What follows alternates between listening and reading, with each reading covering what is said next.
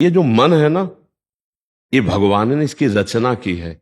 इंद्रियाणम मनश्चास्मि, कह रहे इंद्रियों में मैं मन हूं, और त्रिगुण माया का इसमें भरा हुआ पूरा पॉइजन जहर है। आप देखो मन छोड़ के गंदी बात में ही जाएगा, नहीं जाएगा। ये नहीं कि अच्छी बात में नहीं जाता, अच्छी बात में लगाओ तो लगेगा, और वो भी थोड़ी देर। और बुरी बात में लगाने की जरूरत नहीं, आराम से। इसका स्वभाव रचना ऐसी रची गई है। अब यही गेम रखा गया है कि अब इसकी गति को रोको, अंतर्मुख करो, भगवदाकार करो, तो तुम्हें इनाम मिलेगा, त्रिभुवन पर विजय प्राप्त कर लोगे। वो अद्भुत आनंद अंदर ही मिलेगा, किसी से कहने की जरूरत नहीं, आनंद मगन हो जाओगे। और उसी आनंद की खोज देखो, जब हमारा मन कहता है इस शरीर को भोग लें, इस वस्तु को भोग लें, अमुक, देखो सब अपने घर के जैसे बैठे हैं, क्या उसके भोगने के बाद मन को शांति मिलती है? थोड़ी देर के बाद फिर एक नया संकल्प बनता है, फिर एक नई, मतलब हमारी खोज अधूरी रही। वो नहीं मिला जो मैं सोच रहा था। सोचने में जैसा सुख मिलता है वैसा ना भोगने में नहीं मिलता, चाहे वो भोजन हो, चाहे वो दृश्य हो, चाहे वो कोई क्रिया हो। आप देखना, जो मन हमें सोचवा के पागल बनाता है, और जब हम उस पे जाते हैं तो वो चीज हमें नहीं मिलती है। तब लगता है कि वो यहां नहीं शायद यहां हो, यहां नहीं शायद यहां हो। ऐसे भटकते पूरा जीवन व्यतीत हो जाता है। बुद्धिमान वो है जो दो चार कदम में ही लौट आवे कि गलत दिशा में जा रहे हैं, पर हम पूरा जीवन चलते रहते हैं, लौटने की बात ही नहीं आती। और यहां तक कि शरीर वृद्ध हो जाता है, इंद्रियां काम नहीं करती, पर मन वैसे ही सलाह करता रहता है।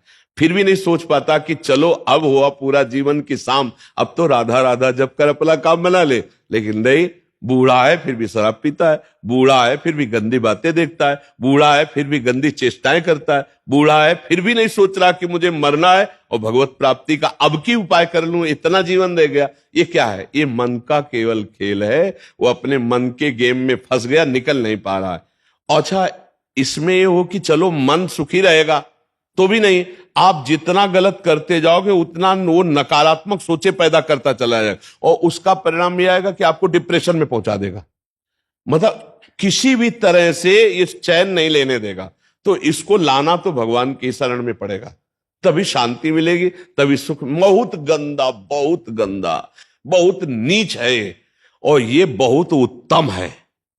ये अगर सही रास्ते को पा जाए तो दूसरे के लिए अपने प्राण दे सकता है, परहित के लिए अपने प्राण दे सकता है, ये भगवान से मिला सकता है, ये सब सुख दे सकता है। बस इसको गलत ढंग से जो प्रयोग होना शुरू हुआ है, इसका ये बंद कर दे, वही बहादुर है।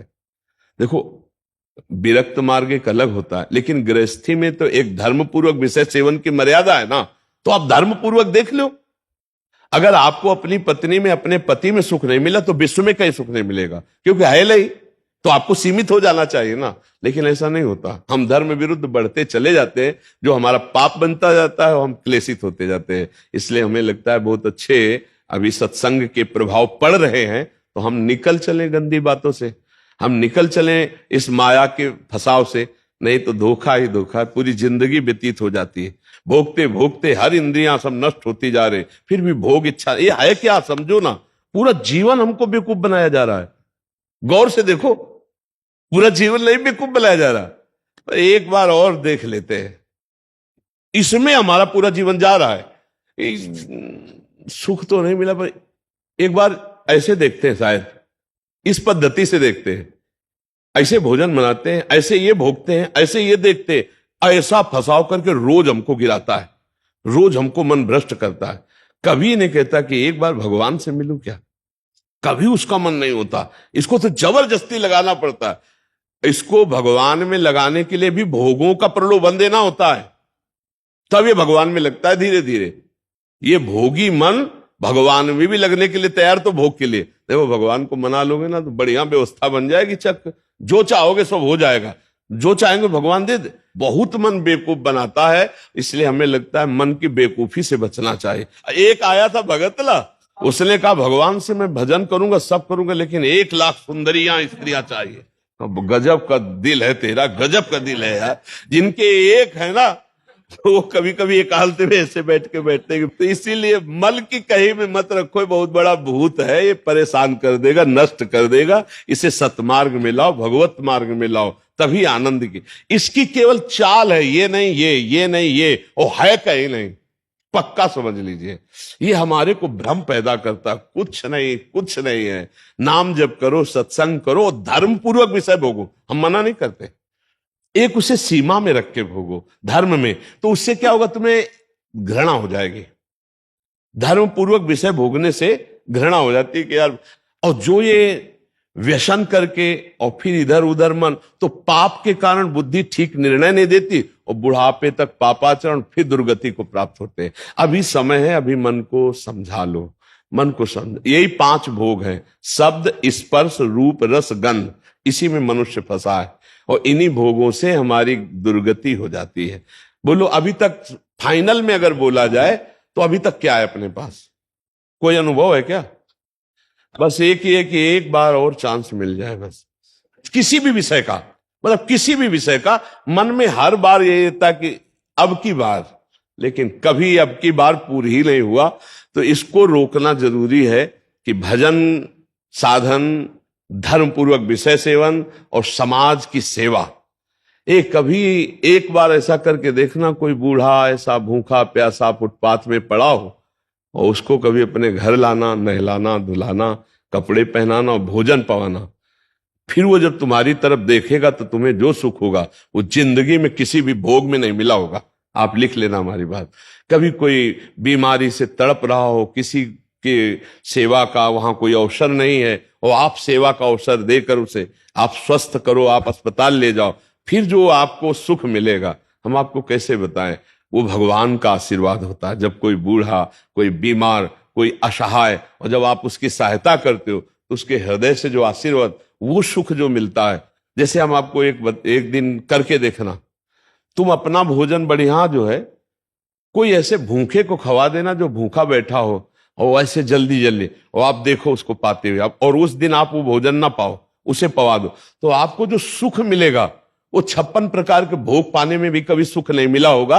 वो सुख परहित करने से, दूसरे को सुख पहुंचाने से जो हृदय शीतल होता है वो कभी किसी से नहीं होता। इसलिए मानव जीवन के लिए मन को थोड़ा विरुद्ध जो चलने वाला है उसके विरुद्ध आप बनो, उसे सतमार्ग में लगाओ। अब देखो आजकल ऐसी बुद्धि बिगड़ गई कि अपने पूज्य माता पिता को ही बच्चे दुख दे रहे हैं, डंडा थप्पड़ मारना। क्या यार, आज के जवान अपने माता पिता के साथ ऐसा व्यवहार करते हैं। अगर थोड़ा भी अध्यात्म से जुड़े होते तो मुझे लगता है शायद ऐसा नहीं करते, नहीं ना। धर्म से जुड़े होते, अध्यात्म से जुड़े होते, ऐसे माता पिता तो भगवान होते हैं। उनकी आंखें नहीं, उनको नहलाओ धुलाओ, किसी मंदिर जाने की और जरूरत नहीं, उनको भोग लगाओ, उनको पवाओ, उनका जो आशीर्वाद है लोक परलोक तुम्हारा सब बना देगा। लेकिन जब अध्यात्म से नहीं जुड़े तो लगता है कौन इनको, तो ये क्या है, ये है मन का वो पापी मन। देखो कैसे पाप कराता है, कैसे निगेटिव चलाता है कि अब ऐसे पुत्रों की क्या दुर्गति होगी। तो कभी अगर ऐसा अवसर किसी को मिले कि कोई फुटपाथ में ऐसे तड़प रहा हो, तो आपको जरूर लगेगा कि काहे को बोझा ले, लेकिन आप उसका अगर बोझा ले लिए तो भगवान तुम्हारा बोझा ले लेंगे। जन्म जन्मांतरों के पाप नष्ट हो जाते हैं जब ऐसे दीन दुखी आशीर्वाद देते ना, उसे भगवान का आशीर्वाद समझना। और जब माता पिता अंदर से साप देते ना कि भोगोगे, तो फिर भगवान भी नहीं टाल पाते, फिर भोगना पड़ता है। इसलिए धर्म से चलो, किसी का अपराध मत करो, गंदी बातों में मन को न जाने दो, खूब नाम जप करो, यही मनुष्य जीवन का लाभ लो। मनुष्य जीवन एक दिव्य जीवन है, इसका एक दिव्यता का लाभ है। यार देखो, अगर हम ना चाहे तो पूरी बाजार से निकल जाए कोई सामान, दुकान की आके हमारी लिपट थोड़ी जाती है। हम जहां खड़े होंगे, जहां खरीदेंगे, वही जो वस्तु हमें मिलेगी। तो अगर हम निश्चय कर लिया कि मुझे मांस नहीं खाना, मुझे शराब नहीं पीना, मुझे पराई माता बहनों की तरफ गंदी दृष्टि नहीं करनी, तो मुझे कौन गिरा देगा? आप सोचो, हमारे निश्चय में कमजोरी, तभी हम डरते हैं कि कहीं गिर ना जाए। ऐसे कैसे? हाँ, कुछ कमियां ऐसी होती हैं जिससे अहंकार का नाश किया जाता है। जैसे आवाज आता है ना कि हम जितेंद्री, हम ऐसे हम ऐसे, और भगवान को अहंकार पसंद नहीं तो छोड़ देते हैं। देखो जितेंद्रियता करके, तब जब रोता है कि प्रभु मैं तो नीच किसी काबिल नहीं, तब भगवान फिर उठा लेते हैं। नाम जब करो तब मजबूत ब्रेक लग जाएगी। कोई कैसे गिरा सकता है? कैसे गिरा सकता है? नहीं गिरा सकता। बात मान ली, बस हो गया, हो गया। बात मानने से होता है। देखो, हमारी बात ना मानो, कंठी बंधवा लो, तिलक लगा लो, सब कर लो, कल्याण नहीं होगा। हमारी बात मान लो, कल्याण हो जाएगा। बात मानने का चेला होता है ये कोई सांसारिक थोड़ी कि भैया जैसे सांसारिक संबंध होते हैं ऐसे गुरु शिष्य का संबंध आज्ञा पालन से होता है। गलत नहीं करूंगा, जैसा कहोगे वैसा चलूंगा। अब आपने कह दिया, अब ये नाम जप करूंगा, बस हो गई बात। बात यह है कि हमको अब महत्व तो कर लेना है। अरे बोले ऐसे कह दिया था सिया राम राम राम जपो, तो गुरु मंत्र तो मिला नहीं। तो कभी गुरु मंत्र मिल भी जाएगा तो लाभ नहीं मिल पाएगा, क्योंकि आपको संत वचन गुरु के वचन पर विश्वास ही नहीं हुआ। गुरु के वचन प्रतीति न जेहि, फिर स्वप्न में भी लाभ नहीं मिल। मान लिया हो गया हमारा सब कुछ, अब हम राम राम जप करेंगे, अच्छे आचरण से चलेंगे तो यही नाम आपको बल दे देगा। जो आप कहते हो ना कि ऐसा बल कैसे आए, इसी नाम से आता है बल। माया पर जीतने का जो बल है वो भगवान की कृपा से, उनके नाम बल से आता है। देखो नाम में इतनी सामर्थ्य, भगवान को अधीन कर लिया। सुमीर पवन सुत पावन नामो अपने बस कर राखे, फिर और क्या, काम क्रोध को जीत लो तो कौन बड़ी बात। भगवान अजित जीत गए। भगवान कह रहे प्रति उपकार करो का तोरा, सन्मुख हो न सकत मन मोरा, तुम संतात उरिन मैं नाही।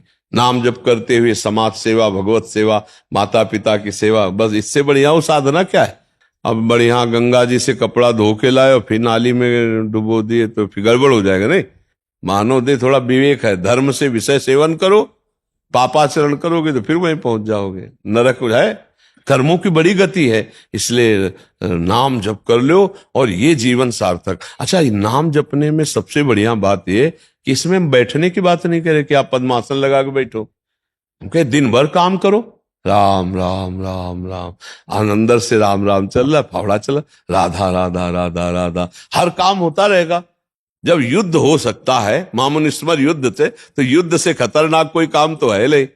दूसरे की गर्दन काट ली, अपनी गर्दन बचानी युद्ध में, और भगवान अर्जुन को कह रहे मेरा स्मरण करते हुए युद्ध कर, तो इसका मतलब भगवत नाम जप करते हुए सब काम हो सकता है। ठीक है, तुम नाम जप करो और अच्छे बनो, इसी जन्म में भगवान को प्राप्त किया जाए, भगवान की स्मृति में डूबा जाए। अगर आपने भगवत प्राप्ति का कार्य इस जन्म में पूरा नहीं किया तो पहला दंड आपको मिलेगा बिना किसी कर्म के, इस बात का कि आपने भगवत प्राप्ति क्यों नहीं की, आपको चांस दिया गया।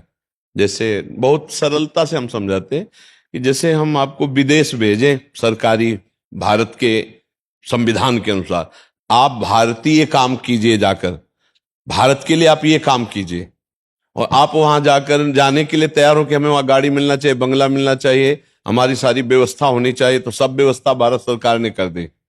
आप 20 वर्ष वहां रहे, आपको वापस बुलाया गया, आप जिस काम के लिए भारतीय संविधान के काम के लिए गए थे वो काम बिल्कुल नहीं किया, खूब बच्चा पैदा किए, पढ़ाया लिखाया और ब्याह और सब काम किए। अब आप बोलो भारत सरकार आपको दंड देगी कि नहीं देगी? तो देगी ना, क्योंकि आप प्रधान कार्य के लिए ही सुविधा आपको सारी दी गई थी। तो मानव देह केवल संस्कृति मांझ बरियाई के पायो, जो मानुष देह वृथा कत डारत, संस्कृति के चक्र को रोककर भगवान ने कबहू करी करुणा नर देही, देत ईश बिनु हेतु सनेही, बिना किसी कर्म के अहेतु की कृपा करके आपको मानव दे दी कि जाओ नर्तन कर फल विषय न भाई, भजी राम सब काम बिहाई, साधन धाम मोक्ष कर द्वारा, पाई न जे परलोक संभारा, सो परत न दुख पावई, सिर धुनि धुनि पछताए, काले कर्मय ईश्वर मिथ्या दोष लगाए। तो भाई का हमारा भाग्य नहीं था, हमारा भाग्य से भजन नहीं होता, भजन से भाग्य बनाएंगे हम, भजन से हम पूर्व कर्मों को मिटाएंगे, भजन से हम भगवत प्राप्ति करेंगे। जो न तरय भवसागर असमाज नर पाए, स्वति निंदक मंदमति आत्महनन गति जाए। वो आत्महत्यारे की गति को प्राप्त होता है केवल इस बात के लिए कि तुम्हें मनुष्य शरीर मिला, सारी सुविधाएं दी गई, लेकिन तुमने अपना काम नहीं बनाया। 83,99,999 योनियों में कोई एक भी ऐसी योनि नहीं जिससे हम भगवत प्राप्ति कर सकते, केवल ये मानव देह थी, और उसको तुमने विषय सेवन में प्रपंच में नष्ट किया, तुम विशेष दंड के पात्र हो। कृपा हुई और तुमने उस कृपा को ठुकराया, अब भोगो अन्य योनियों में। अब पता नहीं फिर किस कल्प में भगवान की कृपा होगी और मुझे मनुष्य शरीर में, इसलिए मुझे इस जन्म में भगवत प्राप्ति करनी ही करनी है, इस पे हमें छूट नहीं रखनी। अब भगवत प्राप्ति किसे कहते हैं समझना तो पड़ेगा ना, कि भगवत प्राप्ति किसे कहते हैं। मोक्ष को तो समझे, तो मोक्ष ऐसे थोड़ी होता, उसके लिए साधना बहुत कठिन साधना है। स्थूल सूक्ष्म कारण तीनों शरीरों का राग त्याग करके स्मृति उसकी, इसकी स्मृति का भी त्याग हो जाए, तब वो अपने स्वरूप में स्थित होता है। बड़ा कठिन, ज्ञान के पंथ कृपान के धारा, और परत खगेश लगे निवारा। अब इसको सरल सहज भाव में ले लो। जिसकी अखंड स्मृति भगवान की होती है वही मुक्त पुरुष है और वही भगवत प्राप्त पुरुष है। हर समय तुम्हारी याद में भगवान का नाम चलता रहे। राम कृष्ण हरि जो नाम प्रियो, अपने तो वृंदावनवासी राधा राधा रटते। हर समय नाम चिंतन करते रहो। तुम मोक्ष चाहोगे तो मोक्ष मिल जाएगा, भगवत प्राप्ति चाहोगे तो भगवत प्राप्ति हो जाएगी। भगवत प्राप्ति का मतलब होता है भगवान को जिस भाव से, स्वामी भाव, सखा भाव, जिस भाव से वो प्राप्त हो जाए। और अच्छा इसमें है कि गिरने का भय नहीं। हम राधा राधा जपते हुए किसानी कर रहे हैं, राधा राधा जपते करते नौकरी कर रहे हैं, राधा राधा जपते हुए संसार के सब कार्य कर रहे हैं, तो हमको संसार के कार्य भी हो जाएंगे और भगवत प्राप्ति भी हो जाएगी। अच्छा, मिथ्या भाव हमारे यहां लगाना नहीं, भगवत भाव लगाना है। सब में भगवान है, तो हम जिससे मिलते हैं उनके हृदय में भगवान है, हम ऐसे बर्ताव करते हैं। चाहे पुत्र हो चाहे पत्नी हो, नाथ सकल संपदा तुम्हारी, मैं सेवक समेत सुतनारी। बहुत सरलता से निपट गए संसार से, बहुत सरलता। पर भजन नहीं किया तो दंड मिलेगा, क्योंकि सरकार ने भेजा है यहां सरकारी काम करने के लिए, भगवत प्राप्ति के लिए। अब अगर चूक हो गई तो फिर गड़बड़ हो जाएगा। अच्छा देखो, तुम्हें तो कुछ गड़बड़ होना है नहीं, तुम तो अविनाशी भगवान के जन हो, अविनाशी स्वरूप है ना अपना सबका। लेकिन जैसे स्वप्न में लाठी चलती है, कुछ नहीं होता है, पर पीड़ा होती कि नहीं होती स्वप्न के समय। स्वप्न के समय अगर लाठी चलावे तो वैसे लगती है, नहीं स्वप्न में अगर हम डूब रहे हैं तो वैसे डूब रहे। स्वप्न में अगर पिटाई शुरू है या कोई गला काटने जा रहा तो वैसे भय लग रहा है, और है कुछ नहीं, तो दंड तो भोगना पड़ेगा ना। ऐसे ही जागृत में है, ऐसे ही नरक आदि में है। अविनाशी आत्मा को कोई कष्ट थोड़ी होता है, पर जब तक ये बोध नहीं होगा तब तक तो भोगना ही पड़ता है ना। देखो स्थूल देह सैया में पड़ी होती और स्वप्न में हम देख रहे हैं कि हम समुद्र में डूब रहे हैं। अब वो ऐसे ही कष्ट हो रहा है, समुद्र भी दिखाई दे रहा है, डूब भी रहे, और जो डूबने वाला शरीर है वो तत्कालिक स्वप्न में बना हुआ है, क्योंकि शरीर जो स्थूल शरीर वो तो सैया में सो रहा है। अब बताओ उसको कैसे बचाया जाए। जो स्वप्न में समुद्र में डूब रहा है, अब आप उपाय बताओ उसको कैसे बचाया जाए। हाँ, बस एक उपाय है कि उसको जगा दो, चाहे जितनी नौका लगा दो, चाहे मंत्रवेत्ता लगा दो, चाहे तैराक लगा दो, उसको आप बचा नहीं सकते। उसके बचाने का उपाय है जगा दो। ऐसे ही हम सब मोह निशा सब शोवनिहारा, देखे स्वपन अनेक प्रकारा, यही जग जामिनी जागे जोगी, परमारथी प्रपंच वियोगी, जाने सुत वही जीव जग जागा, जब सब विषय विलास विरागा।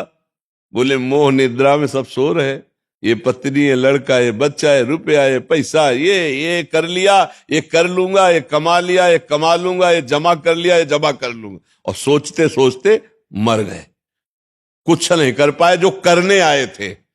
अब कोई सदगुरु जगा दे, ए उठ, मोह निद्रा में सो रहा है, तो जानिस तबे जीव जग, जब सब विषय विलास विरागा। तभी जानना सत्संग का रंग चढ़ रहा है, जब गंदी बातें छूटने लगे और अच्छे आचरण होने लगे और भगवान नाम जप होने लगे, तो जान लेना आप जाग रहे हैं। और जग गए तो स्वप्न के जैसे सारे दुख मिट जाते हैं, ऐसे तुम्हारे सारे पाप, दुख, चिंता, शोक सब नष्ट हो जाएंगे। पर जगना पड़ेगा, बिना जगे नहीं हो सकता। बिना जगे एक ही उपाय है, जगना पड़ेगा, अर्थात भगवत प्राप्ति करना पड़ेगा, नहीं तो दुख से पिंड नहीं छूटेगा। है झूठा, पर बहुत जोर का फुसकार मार के काटता है। झूठा सांप है, रस्सी का सांप, पर ऐसा काटता है, वो ऐसा अनुभव होता है कि जहर चढ़ गया पक्का। देख लो सब पूरा जहर चढ़ा हुआ है और कुछ नहीं हुआ। आत्म तत्व को ना कभी फर्क पड़ा था, ना पड़ रहा है और ना पड़ेगा। पर भैया ये स्वप्न है, बड़ा दीर्घ स्वप्न है, इससे जगो, उमा कहूं मैं अनुभव अपना, और सत हरि भजल, और जगत सब सपने में हो। ना कोई माता था, ना कोई पिता था, ना है और ना रहेगा। ऐसे ये रूप एक दिन नहीं दिखाई देगा, लाख उपाय कर लेना, मिट्टी में मिल जाएगा, खत्म खेल। ना पहले था ना बाद में रहेगा, बीच में प्रवचन कर रहा है, इसका क्या भरोसा। स्वाप्निक है ये स्वाप्निक है। जो इसके अंदर है वो सत्य है, और अंदर वाले से परिचय नहीं हुआ, बाहर वाले का टिकेगा नहीं। भाई इसी में हम झूठे में मारे जाते हैं, हर जन्म में मारे जा रहे हैं हम। झूठे से प्रेम करते हैं बाहरी, और वो टिकता ले, और जो अंदर का है उससे प्यार हुआ ले, खाली हाथ फिर। तो एक बार तो यार इस पर विचार करो कि मेरे जीवन का परम लाभ क्या है। भगवान का चिंतन, भगवत प्राप्ति, इसी से परम लाभ मिलेगा।